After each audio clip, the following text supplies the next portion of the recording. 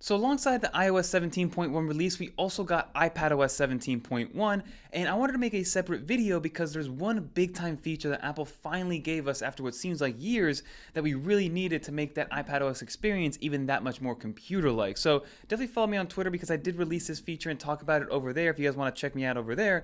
But in this video, we will be talking about iPadOS 17.1. There will be some overlap with the iOS 17.1 feature set, but again, there's one key feature that I definitely want to talk about. Let's get into it.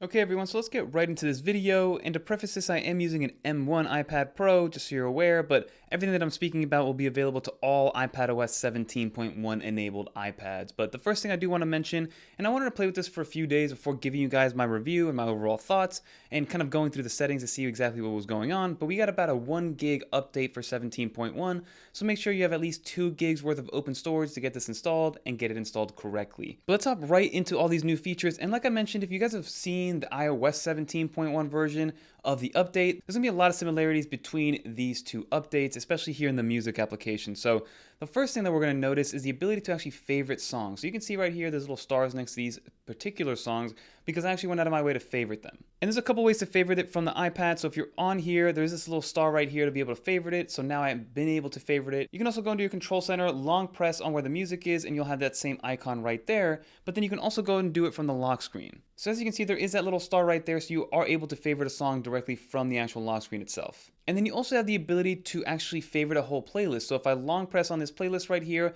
I do have the ability to add it to my favorites. So right here, it's undo from favorites because I've already favorited it. So you can actually favorite an entire actual playlist, and you can see that it's indicated with this little star right here. But what's really nice about this feature is being able to filter based on actual favorites. So if I go into all of my songs, so these are all the songs that are in the library, you can actually go to this top right here, go to the favorited, and then only what is favorited will show up. So it's almost like this quasi-filtered playlist that's at your disposal at all times. So whenever you favorite a song, it'll now show up here if it is based on the favorites filter, which is added. So if I want to just click on all songs, then everything will be back up there. Another cool one, which is awesome, is if I go back into this playlist, press my 3 dots right here and press edit, you actually have the ability to choose an actual wallpaper or choose an actual kind of album cover for your actual playlist. So before we'll just show you 4 different album artworks that are inside of this actual playlist, but you're actually able to go into your camera, take the photo, or choose a file, and actually put whatever you want as your actual album cover. Obviously you can rename it right here, but then you also get these AI generated actual different playlists if you guys do want to play with this one. So this is artwork that Apple gives you by default, but you press done and now you actually have the running playlist, do one of these. But if I press edit again,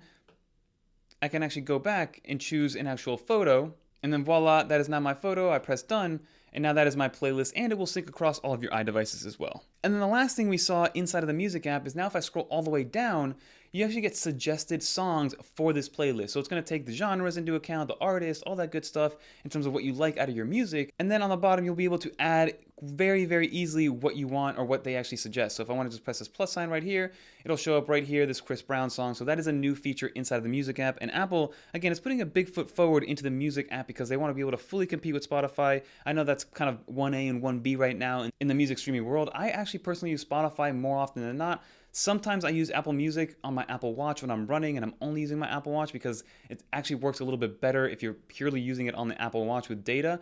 I don't know why Spotify is a little hit or miss on the Apple Watch, but that's something to consider when deciding between Spotify and Apple Music. And leave a comment down below if you want maybe a video comparing both of them and deciding which one is actually better overall as an iOS user. So the next thing we saw was actually in the home screen itself and then a lock screen. So if I lock the actual iPad and then go over to customize, so if I want to customize a whole new kind of wallpaper set, I can go into my photos, and there's a couple new things that we saw on here. So the first thing is going to be with the actual wallpaper itself. So let's say I go into here, I want this to be my wallpaper. I can now actually pinch to zoom, and it actually is going to, with machine learning and AI, autofill the rest of it. So this actual image is actually a little bit of a different aspect ratio than the iPad itself. It's built for like an actual monitor instead of a 4:3 aspect ratio. So what it's doing is it's kind of adding this after the fact. This part right here is not part of the actual wallpaper. You actually go to your 3 dots, turn that off. So this is the actual wallpaper, and then if I want to extend it, I just do one of these, and it's going to add that and kind of make it feel and adjust that it is part of the actual wallpaper itself, which I think this is a beautiful thing to see. I'm going to turn this off for now because I kind of like how it looks when it's a little bit bigger. So I'm going to turn this off for now because I actually like it how when the wallpaper is a little bit bigger and how it kind of goes behind the clock and things like that. but that is something new that came with the new wallpaper. And now the next thing to show you is still inside of this situation right here for the lock screen, but it's the photo shuffle. So the photo shuffle will now allow you to pick your photos from an actual dedicated album. So if, for instance, I have an album that's made of purely wallpapers like I do right here, it'll actually shuffle all through these wallpapers right here whenever you want to. So on an hourly basis, daily basis, on tap, on lock. So it kind of just depends on what you want to do. I'm going to use the album on an hourly basis, and then every single hour my wallpaper will change. Before you could have some shuffle, but it would be decided based on what Apple decides, versus now you can create an actual folder with wallpapers that then can be shuffled throughout the day whenever you want to, which is a nice little addition.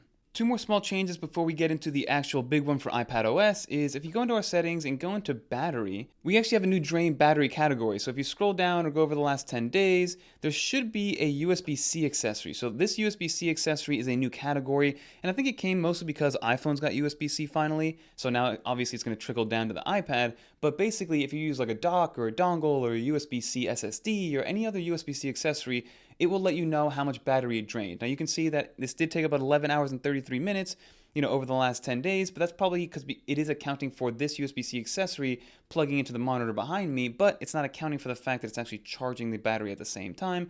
So again, those 11 hours over time isn't a big deal since I am actually just charging during that entire time. But it's cool to see that category when it will be necessary to actually use. And then one small one, which I thought was fun, is if you actually move the volume rocker up and down, you can actually pull this more and you can get a little bit more inertia, which is something that we didn't notice, which is kind of cool to see. So if you pull it all the way, it gets a little skinnier. You pull it all the way down, also gets skinny, and in the middle, it gets a little bit on the chunkier side, which is a new little volume animation. But now the big one that I do want to show off is that Apple finally gave us the ability to change our audio source when connected to an external display. So I'm going to zoom out here and show you what I mean. So if I want to play this video right here, the audio is actually going to come out of the monitor by default, and this has been the case since pretty much iPads could connect to an external monitor, whether it was just mirroring or using it as external display or extended monitor. So if I press play here, it's going to come out of the BenQ monitor. But if you don't have built-in speakers, and this was the big issue, if there was no built-in speakers to this monitor, it would still default to the monitor, meaning you couldn't hear anything out loud. You'd have to bypass it with some sort of Bluetooth speaker, or maybe if you have a USB-C dongle with an audio jack, but even then it was a little bit funky. But if I press play right now, that is actually coming from the BenQ monitor, and then second, the issue with that was that you could not control the volume level directly from the iPad. So if I wanted to put the volume up and down, nothing would actually happen. You'd have to manually turn the volume up and down from the external monitor on the rear with a controller or however the case may be. But now you can actually reroute that audio and use the actual quad speakers in this iPad Pro. So if we go into our control center, and it's very easy to do. It's similar to how you would actually AirPlay to any other device. So if you go into your control center, press on this button right here, which is all your AirPlay or your available audio sources. Press on the iPad. This was not here before, which is amazing to see. And then not only can you play it, but you can actually control it from the iPad itself, control the volume like you normally would, which is cool to see, and then actually go back to the BenQ monitor if you want to, as well as any of the other audio sources. So this is a big deal because now you don't have to rely on your monitor having good speakers or speakers at all to be able to get an audio source or audio out of your iPad. But leave a thumbs up if this is something that you're going to be using a lot. I definitely will be. But that's going to do it for this video. Let's finish it up. So that's going to wrap up this video, everybody. Like you saw, we got a bunch of new features on iPadOS 17.1 that did overlap with iOS 17.1, like those new music features and the extended wallpaper, but that one key feature of being able to route and default our audio to our actual quad speakers on the iPad Pro is an absolute game changer. And I know that's a trivial feature, like something that should have been around since the very beginning, but again, Apple slowly likes to roll out these computer-like features to make our lives, to give us wanting more overall with iPadOS 17 or iPadOS in general. But I'm glad that we have it. But the combination of that, the extended monitor support, the floating window, stage manager, the iPad Pro is slowly but surely becoming a full-on computer replacement if it fits your workflow, because with some people it doesn't, but with others it really can. But that's going to do for this video, everybody. If you did enjoy it, leave a little dolphin in the comments down below so I know you made it to the end. And leave a comment down below. Are you an iPad Pro only user? How do you use your iPad? Is this a big deal for you in order to be able to extend your actual audio through the quad speakers? Because now if you do have a monitor with no speakers, you can now default that audio directly through your iPad and not kind of sit there in silence or be required to use some sort of Bluetooth speaker. But like I mentioned, that's going to do it, everybody. If you want to watch some more iPadOS, iOS, or macOS content, click on one of these videos right here. And until next time, I'm Fernando. I'm out of here, everybody. Peace.